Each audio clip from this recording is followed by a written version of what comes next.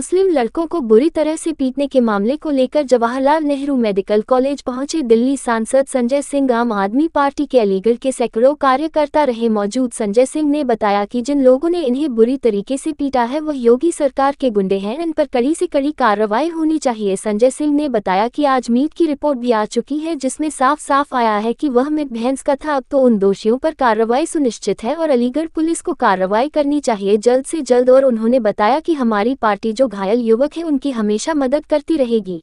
देखिए, ये इस बात को दर्शाता है कि उत्तर प्रदेश के अंदर गुंडागर्दी खुलेआम हो रही है। और जो मैं अभी पीड़ितों से मिलके आया हूं, उनकी आप हालत देखेंगे तो ऊपर वाले की कृपा से ही वो लोग बचे हैं। सर के ऊपर 36 टांके लगे हुए हैं, पूरा सही शरीर पीट पीट के लहूलुहान कर दिया गया है।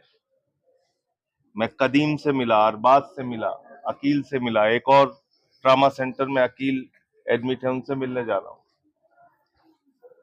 और मामला क्या है कि एक फैक्ट्री से रसीद लेके वो अपनी गाड़ी पे मीट लेके जा रहे थे। रास्ते में रोककर गुंडों के द्वारा ये कहा गया कि ये गौमांस है। मुझे जानकारी मिली है कि शायद उसकी जो रिपोर्ट आई है वो भी आज आ गई कि वो गौमांस नहीं था जी। बावजूद इसके आप 4 लोगों की हत्या करने पे उतारू हैं। और जो कुछ भी बताया कि 112 नंबर की गाड़ी उनके सामने से गुजर रही थी, वो लोग फरियाद कर रहे थे, गुहार कर रहे थे कि हमारी मदद करो, और 112 नंबर की गाड़ी उनकी मदद के लिए नहीं रुकी। पहले 20 लोग हुए, फिर 50 लोग हुए, फिर वहां 300-350 लोग इकट्ठा हो गए। ये तो एक सुनियोजित हत्या की कोशिश पूरी तरीके से दिख रही है। और जिस तरीके से मारा गया है, ये तो मैं फिर दोहरा रहा हूं कि ऊपर वाले की कृपा से लोग बच गए, वरना तो बचना ही नहीं था। जितनी बुरी तरीके से इन लोगों को मारा गया है। और बाद में भी पुलिस वाले जब वहां पे पहुंचे तो ये लोग खुद से जाके पुलिस की गाड़ी में बैठे, पुलिस वाले उतार रहे हैं इनको कि उतरो। तो मैं योगी आदित्यनाथ जी से, उत्तर प्रदेश के मुख्यमंत्री से कहना चाहता हूं, यही आपकी कानून व्यवस्था है। इसी का डंका आप पीट रहे हैं पूरे दुनिया में कि हमने यूपी की कानून व्यवस्था बहुत चुस्त कर दी है, दुरुस्त कर दी है, बहुत अच्छी कर दी है।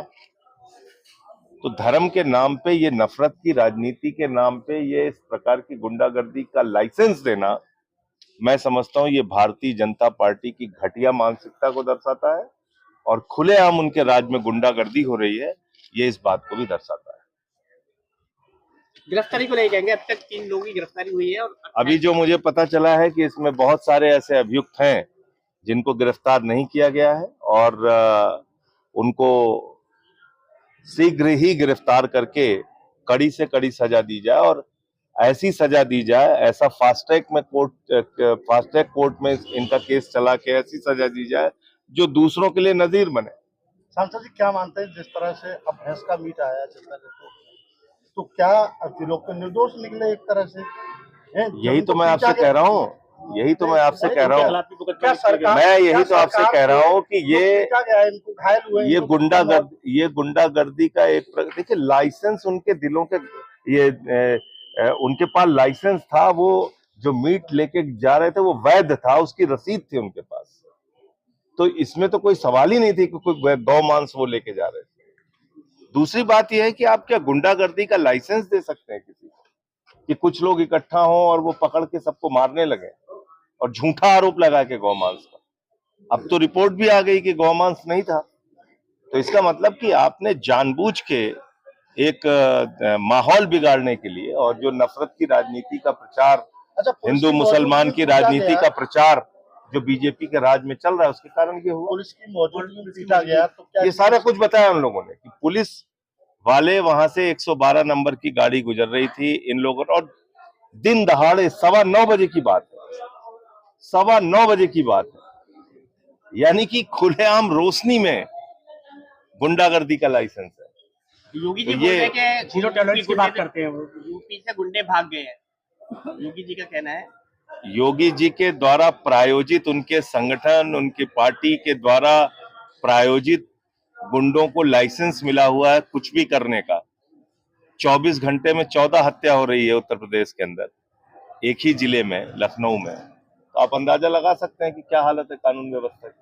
और ये जो घटना हुई है, ये अपने आप में ये बताने के लिए काफी है कि यहाँ गुंडागर्दी का लाइसेंस मिला हुआ है। धर्म के नाम पे किसी को भी पकड़ो, मारो, कोई आपको कुछ बोलने वाला नहीं है। तो जो अभियुक्त आम है, आदमी पार्टी किस तरह को न्याय दिलाएगी? हमारे साथी नदीम भाई हैं, जो इनकी कानूनी लड़ाई है वो उसको हम लोग लड़ने का काम करेंगे।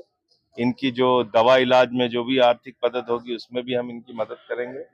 और संसद का सत्र जब चलेगा तो आप सुन लीजिएगा मैं क्या बोलूंगा।